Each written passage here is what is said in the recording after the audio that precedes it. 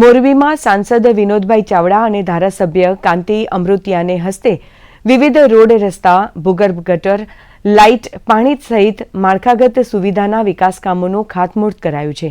આ પ્રસંગે સાંસદ વિનોદભાઈ ચાવડાએ મોરબીમાં અદ્યતન મેડિકલ સુવિધા, સ્પોર્ટ્સ કોમ્પ્લેક્સ સહિતની સુવિધાને લઈ વિકાસ પ્રકલ્પોની વાત કરી હતી।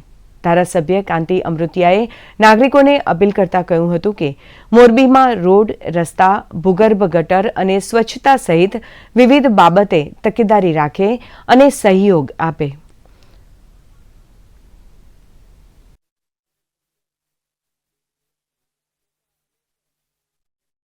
રોડ અને રસ્તાઓ છે જેનું ભૂમિપૂજન અને ખાતમુહૂર્ત કરવામાં આવ્યું છે।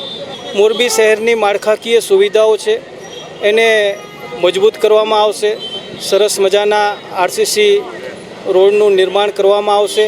500 કરોડ રૂપિયાના જે હજી મોરબી જિલ્લાના વિકાસના કામો જે બાકી છે એનું પણ ખાતમુહૂર્ત કરવામાં આવશે। આવનાર સમયમાં સ્વચ્છતા માટેની પણ ઝુંબેશ ઉપાડવામાં આવશે અને સ્વચ્છતા માટે પણ ધારાસભ્યશ્રી અને અમારી સંસ્થા વતી પણ અમે વ્યક્તિગત રૂપે પણ એક અભિયાન ચલાવવાના છીએ।